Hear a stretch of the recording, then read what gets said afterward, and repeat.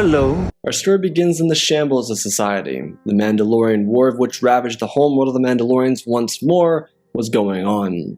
Keldabi was the capital of Mandalore, but if it could be called a capital city, was left up for debate. The Civil War claimed the lives of hundreds of thousands. The destruction left the Mandalorians with a leader, one who wasn't even an adult at this point in her young life. Satine Kryze was the next in line for her people, and she watched in horror as her people destroyed each other once more. There were a number of scenarios that might come for this, but the decision of this little girl would decide the fate of her people for decades and potentially even centuries to come.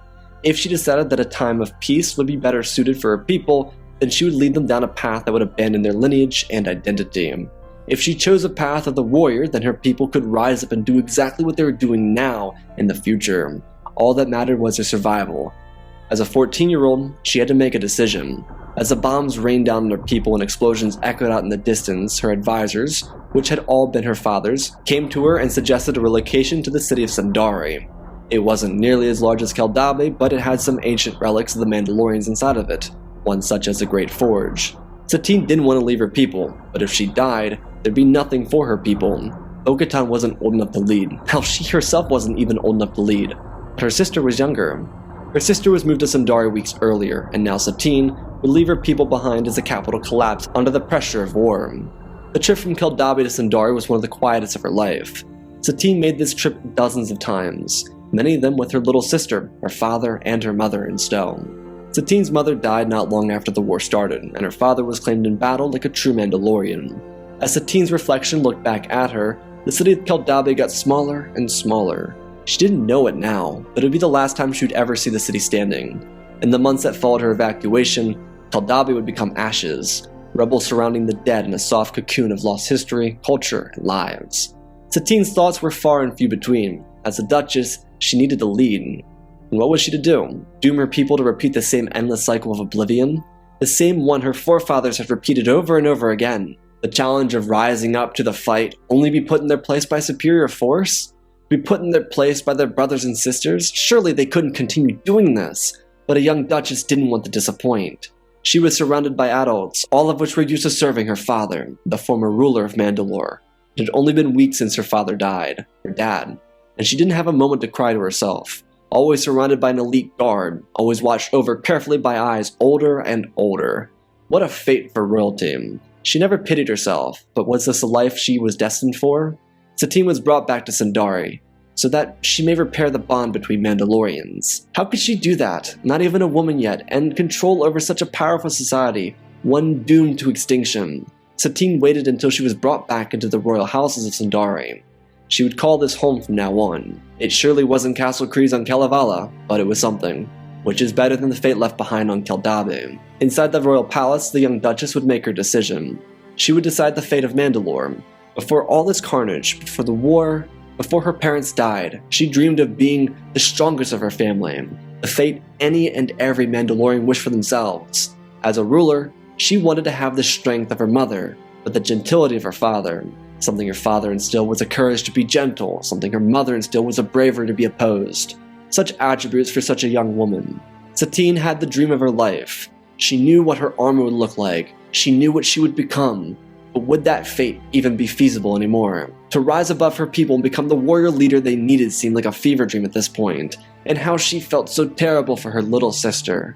Poor little girl, abandoned by the death of her parents, and an older sister always whisked away for debriefings and strategies and meetings that would determine life or death for the Mandalorian people. When she received word that Keldabi had fallen, it was like Mandalore was lost, but truthfully, it was found.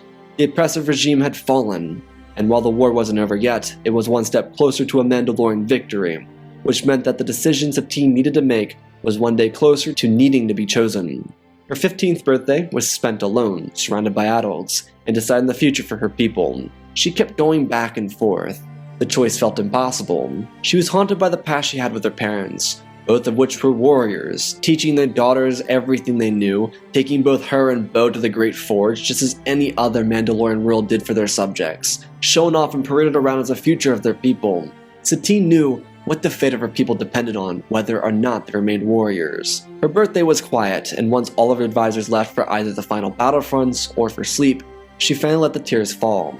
the ones that said their final goodbyes to her mother and her father. Bo-Katan wasn't even in the palace. Sometimes the two of them would sleep in the same bed because it was comforting waking up with your sister by your side after a terrible nightmare. Where Bo was gone, she was unsure. The advisors believed that with the war coming to an end, both royal sisters should be kept apart, just in case anything were to happen to them. What a terrible thought on one's own birthday. Perhaps if she died, her sister would become the youngest ruler of Mandalore, and perhaps if her sister died, she would continue being the youngest ruler of Mandalore, and be left with the brutality of knowing her bloodline ended with her. Satine sat next to the window with tears in her eyes, with a broken heart, and watching over the city. They were conserving energy, so no one had power. The city was dead. Not a soul could turn on their lights. Most of the power went to the heavy cannon stationed on the exterior of the city. Satine's heart sunk further and further into her stomach. Every couple minutes, the heavy cannons firing away. She wondered what her people were thinking. The ones whose fathers or mothers or daughters or sons were outside the city dome fighting other Mandalorians. As a leader, it wasn't her place to pity herself. Instead, she worried about those who were forced into this predicament. The time would come when she would have to make her choice. Satine felt that the warrior way would be improper. It caused so much harm to her people, but in giving up her warrior way, she could leave her people weak. Perhaps there was another method to this whole thing. Weeks would pass by and the war would be won. Satine would don her Mandalorian warrior outfit. It wasn't pretty like a royal's outfit was supposed to be. It was covered in ash, full of dents and beyond uncomfortable to wear. Growth spurts didn't help with fitting into armor. She would commemorate the end of the war on the landing docks at Sundari. She would then announce her plans for the future and how she wanted to move forward from this terrible time. Bo-Katan wasn't even at the event either. There was a rift in their bond. They hadn't spoken in a couple of days. Satine was unnerved by it, but as always, with her, she needed to focus on being a leader. Her people came first, as much as forgetting about her sister killed her. It broke her heart and pushed her into a more isolated position. While her decision had been made public, she couldn't get around how her sister was pushing her away. Satine wished she could have all those moments back, but apparently, Bo would return to Castle Kryze on Kalevala, and it would be too much to ask to go home with her and be with her sister. Satine couldn't leave. It would show weakness. There was so much work that needed to be done, and for the time being, Sundari would have to look like a war-torn nation. The heavy artillery pieces would be left on the landing docks, and she'd be forced to accept that the war was still so close. According to advisors, she'd be at an even larger risk for the following years. During war, people knew she was a target, but with the war over, they forgot about her and focused on fixing their home, society, and rebuilding their bonds with each other. She wouldn't expect it any other way. It was lonely on top. Satine persevered through. As her advisors disappeared on her and became focused on the restructuring of their society, she brought an old family friend in to help her continue her own training. She'd be the warrior her society needed.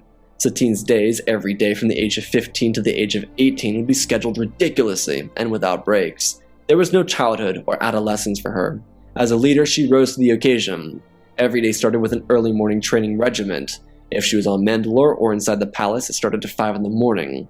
The training was much more intense. If they were on diplomatic missions, it started the same, but it relied on more calisthenic work, which truthfully, she preferred. Using her own body weight as a method for training felt much more human. Regardless, that lasted for an hour. The following hour was eating and reading. Typically, she would read through diplomatic books created during the High Republic era. She understood the ins and outs of not just the Republic, but diplomacy, democracy, dictatorship, theocracy, and several other forms of government. Before she turned 16, she was reading through books that identified trade systems and setting up a society around neutrality. At this point in her young career, senators were looking over her shoulders, trying to get her and her people into the Republic. She didn't care what she had to do. She wanted no outside assistance.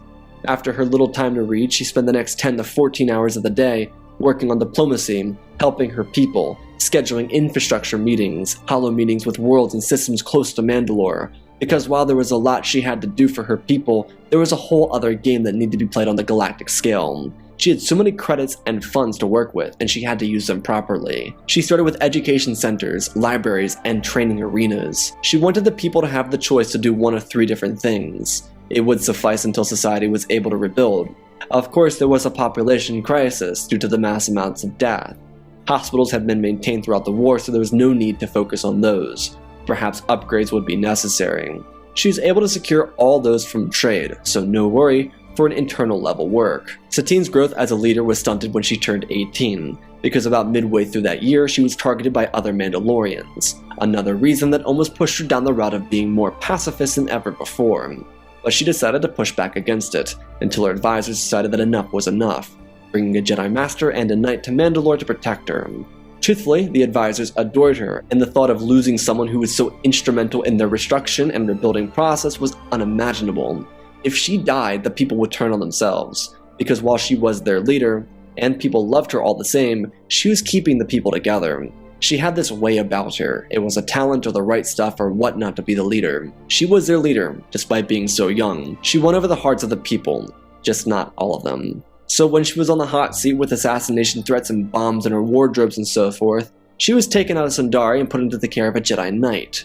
She first loathed the idea of being taken care of. She had been dependent on herself since her father died, but because the young Jedi Padawan was so, well, him, she tolerated it, though she was annoyed at whoever kept telling her he was a Jedi Knight. He wasn't quite that far along yet. At first, Satine and Obi-Wan were clashing of personalities, but they very quickly found that opposites attract, and being two young individuals that were the same age, on the run, alone, it was much easier for a small fire to burn bright. They spent a year with each other, fighting off Mandalorians and avoiding those who tried to bring her harm. Due to her experience thus far as a warrior, they worked hand in hand with each other. Satine rather fancied him, but just as she had always been, she understood him, maybe more than he even understood himself. She adored him, but to pull him away from the Order seemed unfair. She didn't want to force a choice onto him by telling him how much she meant to her. Having spent so long together, which felt like a lifetime at 18 years old, she knew how much the Order meant to him. If Satine told him she loved him, then he'd be forced to choose between the Order and her. And even though she knew that she wouldn't be hurt if he chose the Order over her, she didn't want to force that choice onto him. Obi-Wan, on the other hand, would have left the Order had she said the word, but for now, they would only exist as the sweetest memories in each other's lives. Satine returned to leadership and Obi-Wan returned to his study to become a Jedi Knight. She knew Ben would do great things on his journey to knighthood, always looking forward to the day that she might see him again. After the year was over, she was 19 and returned to the schedule she had before, going harder than ever before. Instead of 12 hours a day or 14 hours a day, she went 15, 16, sometimes even 17 hours a day, barely sleeping and always filling her mind. Over the past year, she continued learning as much as she could, only being able to carry so many books or hallowed tablets with her on the run. She was ready to expand Mandalore's reach. Her society was in decent hands with her advisors, but now came the most difficult part of all this, finding allies for Mandalore to begin trading with. It sounded simple, but Mandalore had a terrible reputation. She needed to prove to people that Mandalorians weren't still savages, that they could be warriors and have a civilized society. So she began building infrastructure that looked beautiful. Society flourished, and Mandalore began to grow. But as a warrior, she had her own quest, one to solidify herself as a Mandalorian leader. She knew her warriors would follow her, but to ensure her people never had any doubts in her abilities as a warrior, she wanted the legendary darksaber. She requested that her advisors keep an eye out for the weapon. She wanted it, but Satine would never put her people below a weapon. It was just a goal, one that once was presented, she would achieve it before continuing her own motives and so forth. All the while, Satine continued mixing politics with the warrior way. All of her studies made her a prodigious leader and duchess, but her focus on including the Mandalorian ways was much more challenging. Its inclusion was something that forced her to do extra work to make it fit into this new society. There were obviously those who wanted it and wanted to do it, but most of Sundari had seen the worst side of the war. They lost family members during the Civil War, and so they were extremely against the idea of being warriors, some of them even melting their family's armor in the Great Forge, dedicating it to the future of Mandalore, and in turn dedicating it to the city their descendants would call home.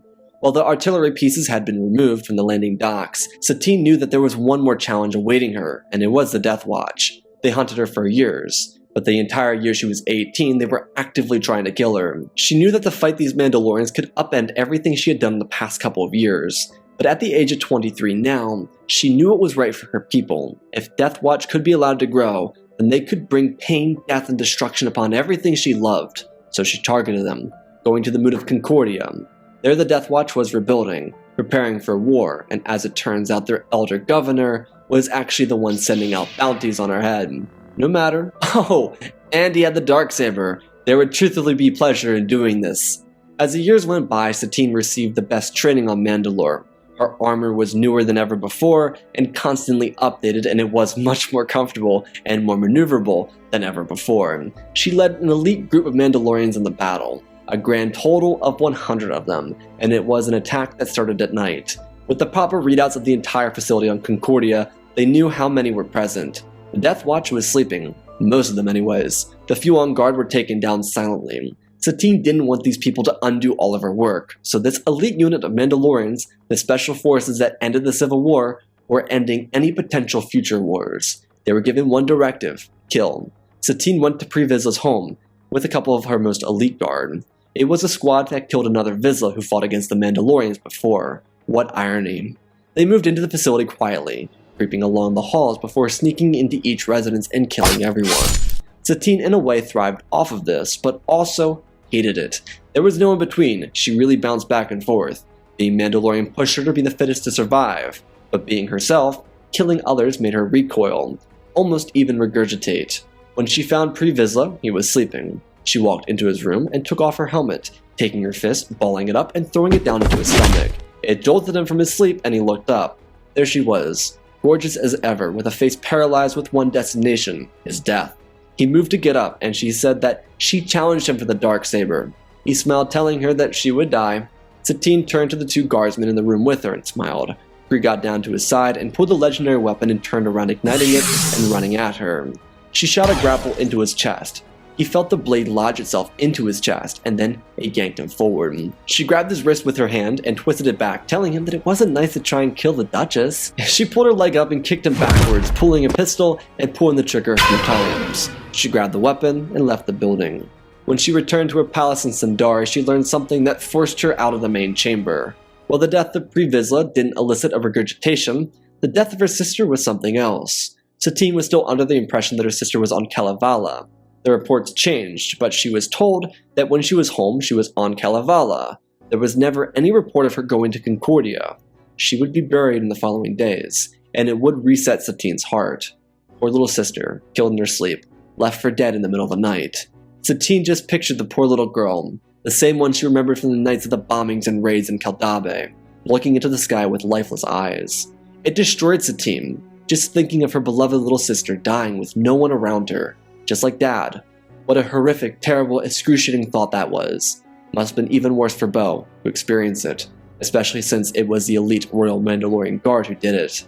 Satine was so prideful because not a single member of her unit died. They were literally perfect, and it came with the sacrifice of her sister. Looking at the darksaber forced Satine to regurgitate a good number of times. She was alone now, entirely alone. Maybe just assumed that her sister would never join Death Watch, and now she regretted ever assuming that she wouldn't have. Maybe there would have been a final conversation, one that could have been her sister. All Satine could think of was the would've, could've, should've, but the past can't be undone, and she was left with her actions, the ones that killed her poor little sister. Satine once again had to recover from such a loss alone. It was never easy, but it was easier than the death before, the one where she had to get over her father, even though her sister was prancing around the palace, while Satine was in meetings of how to save her people from themselves. The dark days were the worst of her memories, and now the only memory of her sister existed in a realm of terror, pain, suffering, solitude, worse than this, and never-ending debates with adults. How does someone so young continue to persevere? Is it even possible? Was it even possible? Satine didn't know, but she did know. She was harder on herself because of it. How could she not get harder on herself or tear herself down once more because of her actions? Outside of her own personal struggles, Satine was struggling with something else, the rise of corruption within the Republic. The Naboo crisis hadn't come yet, but she still had a strong distaste for Chancellor Valorum. Once he was gone, she would hate his successor even more. But that would come later. For now, she would continue opening up trade lanes with Mandalore. With Death Watch gone, she turned Concordia into a supplier world, a trade hub if you will. While Sundari and Mandalore itself were great, if she could keep the landing docks as clean and pristine as possible, she could bring more diplomatic individuals to her palace. The city of Sundari was gorgeous as it was, but now it had an extra flair to it, and Satine was of course the architect of the rise in Sundari's beauty. Because of both the rise in trades in and out of Mandalore, and the alliances that started to form because of Mandalore's Duchess, the system began to thrive. It was unlike anything ever before in the system, and while Satine went out of her way to hide how involved with the warrior way she was, she showed how extremely talented she was inside the political arena. Allies flocked to her. In the early days of rebuilding, she had to travel to other systems, leaving Mandalore, which made her feel terrible. But she had to do it. There was a food shortage, and there were several other struggles in society that was destroyed by war. That all felt like 100 years ago. Mandalore did a 180 and people became enamored with the young duchess. Many people didn't know she held the dark saber, but on the day of Mandalorian pride and celebration, a new holiday for the people of the system, she showed off her acquired weapon. Satine managed everything really well, and how it worked was she established 3 routes early on, after the war ended. Her focus on rebuilding libraries, education centers, and training facilities was the key to all of it. The big 3 for Mandalore were health, education, and the warrior way, though the least popular of these was the warrior path. Horror stories were told to those not old enough to remember the war. By this point, most of the people enlisting were children when the war was taking place. The oldest of them were 12, and the youngest of them were 7 or below when the war came to an end. Satine did notice that each new class at the Academy for Military Services got smaller. This wasn't due to failing out or not being smart enough to get in. It was simply a case of most individuals weren't interested in it. She almost pulled the plug on the program, but she let it continue. It would cost unnecessary funds, considering Mandalore's society was based around caring for the citizens. But she was willing to fund it until there was no one else interested in it. Even if there was just one, she would still fund it. Her commitment to the warrior way to precede their societal advancements was challenging for her. Many wanted to forget and move on. So, when she had time, she'd go to the academies and education centers based around the Mandalorian ways and instruct classes or inspire hope. Those who joined feared the lack of future that was possible for them, but she assured them that they would always have a place on Mandalore.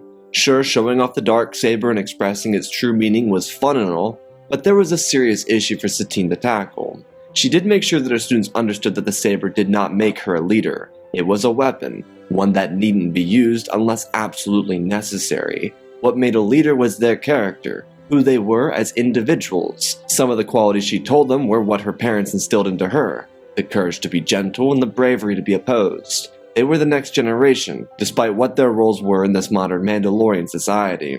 When she wasn't inside with the students, she was finding a means to make sure their heritage was never ostracized from society. She couldn't force it into the laps of her people. They didn't want that. Instead, she made it a choice. Warriors could obviously join their very small military, or have a shot at the honor guard. On the other side of that, because Mandalore's standing army wasn't meant to be used for combat, they could continue practicing their skills in the Olympic arena.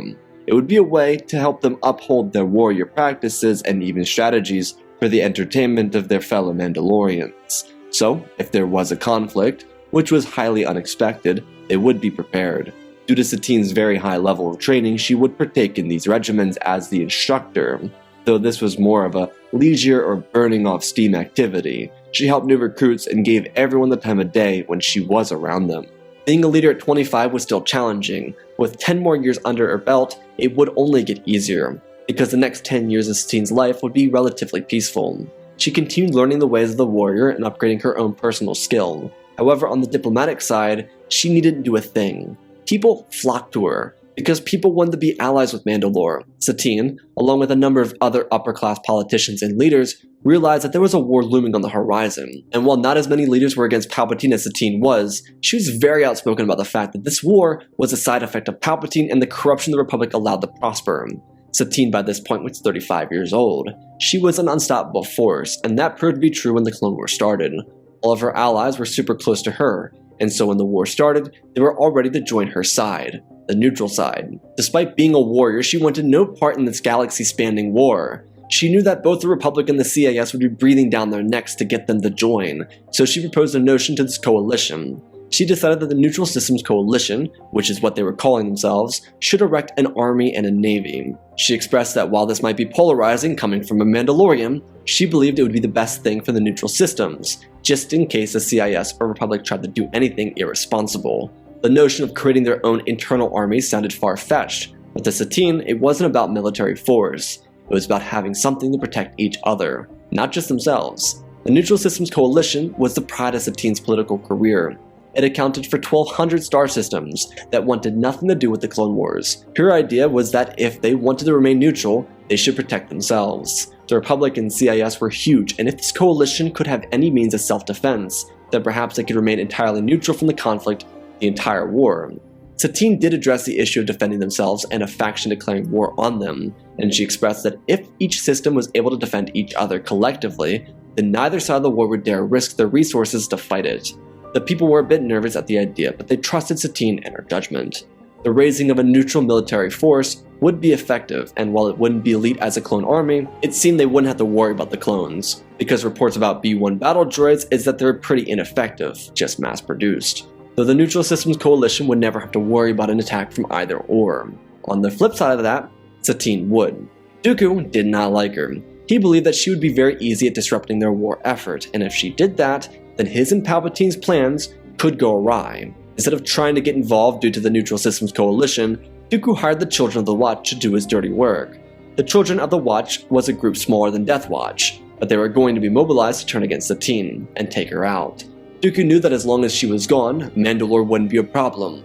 Without a guiding voice or another Kryze, they would be easy to dismantle. However, despite their golden exterior, Mandalore was still full of warriors, because no one, not even Dooku, was able to see what they really were. They didn't fear the engagement. It seemed like it was an easy target until the Children of the Watch with all their credits were obliterated in a short skirmish against the Mandalorians outside of Sundari. Satine hated it even more. Killing irked her so much, and it hurt all the more after her sister's death. Bo wasn't ever coming back, and neither were all those killed in the skirmish.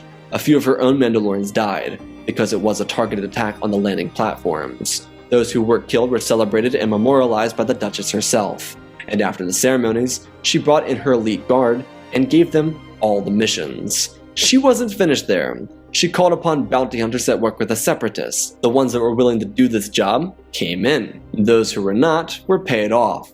Satine knew who was behind the attack, because she had investigators go in and figure it out. And truthfully, she was outraged, but it would be dealt with. Among those who came in looking for work was a young boy named Boba Fett. Satine found it odd that a young man would come in here, but she also never got Boba Fett's name. If she heard it, then she would understand. Regardless, the mission was to kill Dooku by any means necessary and make it look like the clones did it. She didn't care how it was done. Initially, she believed it would be quiet, but Boba used his father's ship, and the Mandalorian elite guard tried to go through the front door in clone trooper outfits. They didn't go much further. Boba dropped the seismic charge through the office window, and it killed Dooku before he'd ever get himself out of the palace. The explosion ripped the building into pieces. No one, aside from Dooku, was killed in the mission. With such success, Satine paid out her cash reward to the bounty hunters, but requested Boba to stay. She learned his name after he successfully completed the task and asked about his father. She wasn't surprised when he told her that Jango was his father. Because Satine couldn't correct the errors of her own life, she extended the offer to Boba to be a Mandalorian like his father. She would offer him the chance to be a part of the Mandalorian Honor Guard. Typically, one needs a sponsorship to get into it, and she expressed that she would sponsor him. Boba asked why, and she said that because his father's death wasn't his fault, the circumstances he was stuck in weren't his fault either. She wanted to give him a fair shot. Of course, he didn't have to accept it, but the little boy couldn't have been happier. Jango was never an honor guard, to be clear, but to be able to wear the uniforms of the honor guard, to be a true Mandalorian, it brought him such joy. The smile on his face warmed her heart. In her eyes, she saw him like a younger brother, calling out for help, but too afraid to use his words. Part of him didn't want to give up bounty hunting, but how could he refuse the gift of a roof, food, and care without having to work until his bones broke to get it? He obviously would have to work hard, but he wouldn't be fighting for his life to get it. Individuals who were sponsored couldn't be kicked out of the program, except in extremely rare circumstances, none of which having happened. To make sure it was fair, sponsors couldn't be family friends or family members and so forth. Satine did a sponsorship or two every year, and Boba was her third of the current year. Boba had a fresh start. However, the effects of Dooku's death would be massive. His replacement, General Grievous, was loyal to Sidious. But then when the war started to go negatively under Sidious's command, General Grievous broke off from serving the Sith Lord so that he could be the singular leader of the CIS military. This allowed him to have full access to the military supply within the Separatist arsenal. He took it all and waged war on the Republic. Without control on General Grievous, Palpatine tried numerous assassination attempts, but all of them proved futile. none of them knowing that Satine was the reason for this chaos. Grievous was intent on winning this war now, and he went all the way in. By the time of Dooku's assassination, it was still the first year of the war. When Grievous finally had enough of Sidious, it was a month after Dooku's death, in the second year of the war. The Republic was starting to gain ground in the second year, and when Grievous cut ties with Sidious, that stopped immediately. General Grievous stormed forward with his millions of battle droids, conquering worlds, destroying fleets, and targeting Republic strongholds. He used a brilliant strategy, and while it seemingly didn't work, it actually did. Grievous moved straight through the core, opening up his pathway for Coruscant. He then rerouted the main fleet so it seemed like they were retreating, and then engaged at Kamino. The Battle of Kamino was a Separatist loss, even though that wasn't technically a part of the plan. After the loss, the capital of the galaxy was put under siege. Without Dooku, Grievous targeted the Senate and obliterated it. Most of the senators and Palpatine evacuated before that happened, but that didn't stop them from being hunted down and killed. Coruscant would be lost, and the war seemingly over. It was hard to believe, especially for the Jedi who had to evacuate after losing Coruscant. How were they supposed to handle the fight if they didn't have a home? The CIS was in an uproar. They overthrew the Republic. It all came so fast, too. But it was the aggressiveness of General Grievous, not Captain Jack. Satine felt for the people of the Republic, but she loathed Palpatine, so maybe it wouldn't be so bad. Mandalore and the neutral systems continued to stay neutral, because why would they get involved? The Republic regrouped in the core and tried to stage a counter-offensive, which didn't really work too well. The Separatist government tried calling for a ceasefire, but the few senators alive, aside from Padme, Bail, and Mon Mothma, wanted to continue the war, even at the expense of their own people on Coruscant. This obviously caused another uproar. Republic citizens were obviously upset. Surprise! Because they lost the war and their representatives showed how little they actually cared about them. Inversely, General Grievous was a wartime leader, and he wouldn't stop acting like it was wartime. He wanted to conquer more, which put the neutral systems and Republic remnant into a bind. The Separatist government was out of control because they couldn't stop him, so what was there to do? Satine called for a meeting between the Republic and the neutral systems, expressing that if they wanted Coruscant, they'd have to call for an end to this war once they had it. There'd be no other way she would support this remnant. The only reason she was for it was because General Grievous was too out of control in his own mind. He couldn't be allowed to continue leading, otherwise he could cause more casualties to innocent civilians, which is something Satine would not stand for. The Jedi, Republic Remnant, and Neutral Systems Coalition agreed to these terms. Satine and Obi-Wan had some time to talk with each other alone, and it was an awkward talk. Satine was kinda disappointed in Obi-Wan's adherence to the behavior of the Jedi. Their warmongering was pitiful. She may have been in a few battles since they last saw each other, and she may have stood for the true Mandalorian ways, but Ben was a Jedi. They were supposed to be better than this. He agreed, and with a delicate conversation came a promise from both sides. Once they defeated Grievous, he would leave the Order, and he would be with her. Though there was one conflict. People within the neutral systems were calling that Satine take a hold of the Republic, or at least Coruscant once this war was won.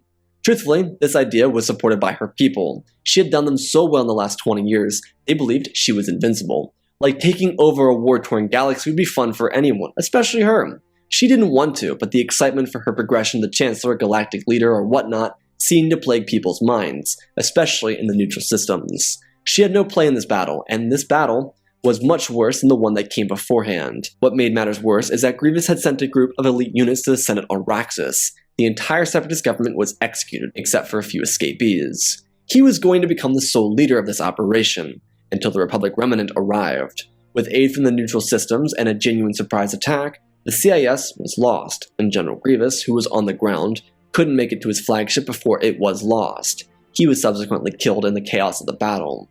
Though no one knew when he was killed, maybe an accidental collision, a targeted hit. The options were endless. But the fact of the matter was that Coruscant was a mess. The battle was over, which didn't mean an end for the war. But with both sides' leadership completely wiped out, there was no one to fight for. The Jedi were around and a couple senators from both sides, and that was about it. Obi-Wan left the Jedi Order and returned to Mandalore so that he and Satine could be together. But now there was a choice. There were calls for Satine to rise to power, and she could either have love for the first time since she was a child, or have more power. Everything she had done in her life led to this moment. Everything she lost, everything she rose above, all of her trials, all of her failures, all of her victories brought her here. Truthfully, the decision was difficult. She hadn't seen Ben in 20 years, and she had another chance to rectify the mistakes of others. Mistakes that were far out of her control. To her, this wasn't about legacy. It wasn't about ego or power. For Satine, it was about being the leader people relied on. She chose the former, and stayed with Obi-Wan, who came to her palace to be with her. It would be here that Ben learned about Boba Fett, who had since taken out the name with Clan Kryze. Satine allowed it because Boba became one of the most elite in the Honor Guard, known as Boba Fett Kryze. He saw her like a mother, and she saw him like a brother, a much younger one, similar to Anakin and Obi-Wan's dynamic. But she was glad to fulfill such a role for him, one that he could have never had with those scientists on Kamino. With destruction calling itself home on Coruscant, Satine felt for the people. Her memories always brought back up to her when she saw carnage. People called for a leader. The Jedi were lost in the wreckage of the corrupt little empire, and the Mandalorians implored that Satine do what she did for them. What a stressor. Imagine that. Imagine improving the lives of your people so greatly that they ask you to do the same for others. Perhaps it was a perfect society, motivated by the people, but guided by a hand so naturally gifted. Ben dare not stand in her way, because she was an immovable mountain. However, she didn't want to be immovable all the time. There was some comfort that came in knowing that one could be so unchallengeable. However, there was a curse that came with it. The curse of never being able to simply live by the whims of one's own choices, because there was always an expectation. If there was trouble, she had to be a saving grace. If there was a sobbing poor person, she was expected to bring them into her home. If there was a soldier killed, she was expected to stand there with the family and mourn as if the soldier were her own brother or sister.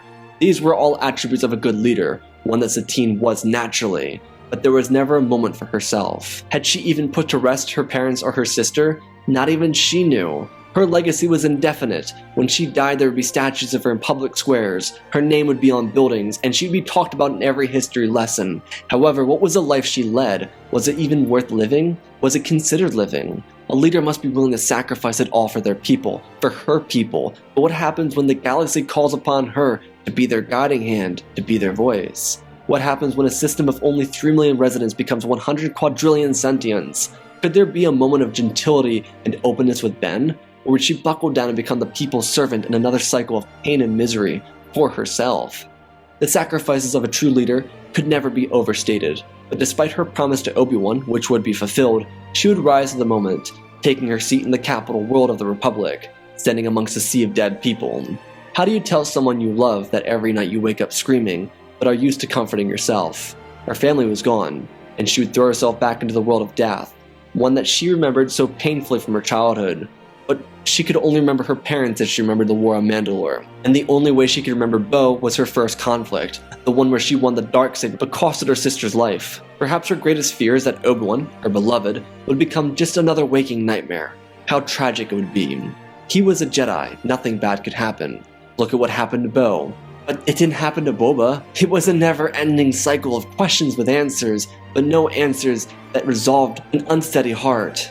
There was no more war, not on Mandalore, not in the core nor the mid-rim. Satine took the chance to be the people's servant once more and went to Coruscant. The sight was horrific. Bodies were piled up in the streets, because while the occupation didn't last long, the effects would be generational. Satine couldn't start with just Coruscant, so she started with Raxus and Coruscant. She appointed people to fill roles around her. She learned to trust people more.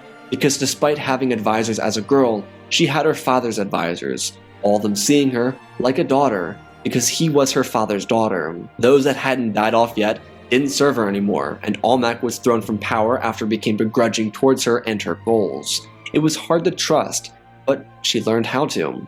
Maybe that was thanks to Ben. Perhaps him just being present was all she needed to learn how to trust again. But what came from it broke the curse. Corrupt politicians ran scared from Satine. Her honor guard, which now featured a 16-year-old Boba Fett Kryze, stood by her side 24/7. Obi-Wan was always there too. Corruption dried up and died up under her heel. The poisonous snake suffocated, and the birth of a new system in the core led to the unification of the mid-rim and outer rim. This took years, and while her disappearance from Mandalore felt like a bad omen, it showed how influential her work really was. Mandalore was fine. She brought them their peace, and she left in power people who did everything she did. Not quite as good, but that's alright now, isn't it? Satine and Obi-Wan would have a child before they reached the age of 40, and her name would be Astrid, the only child they would ever have.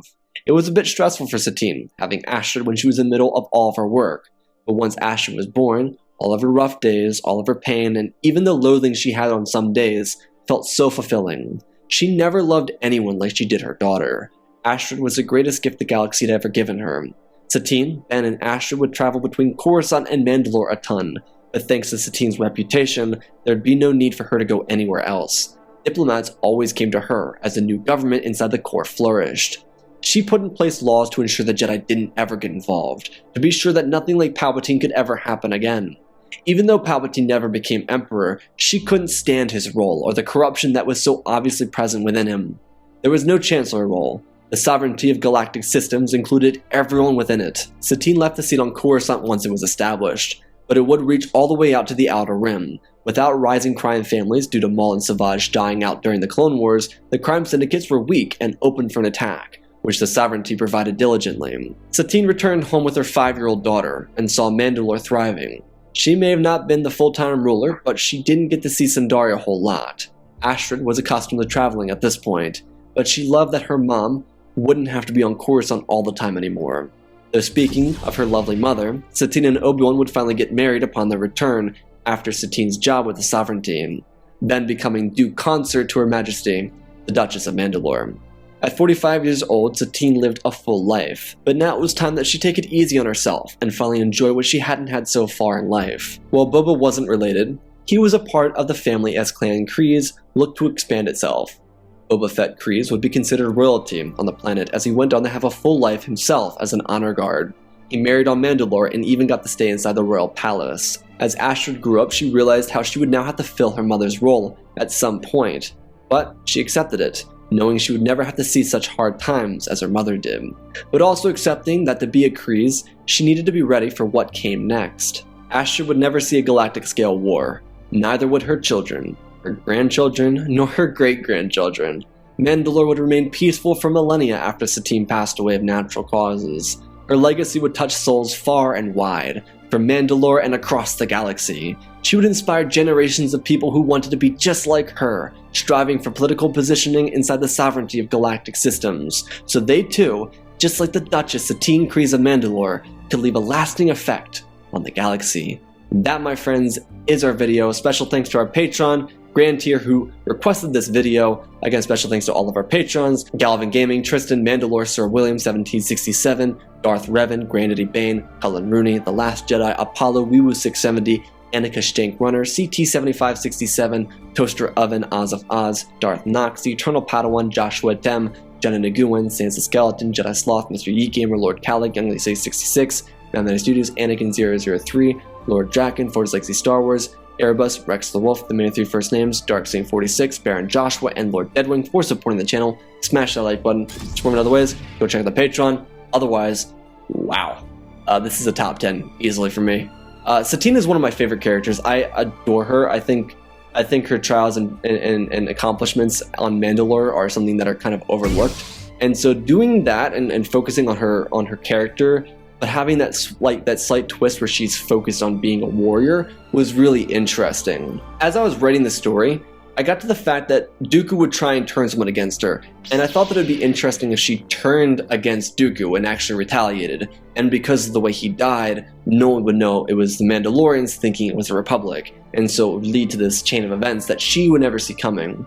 And so I thought it would be interesting to see how that happened, and then kind of see her even take a role that doesn't naturally seem like it would come upon her. So anyways, I hope you all enjoyed. I love you all, spread the love, and always remember, my friends, may the Force be with you.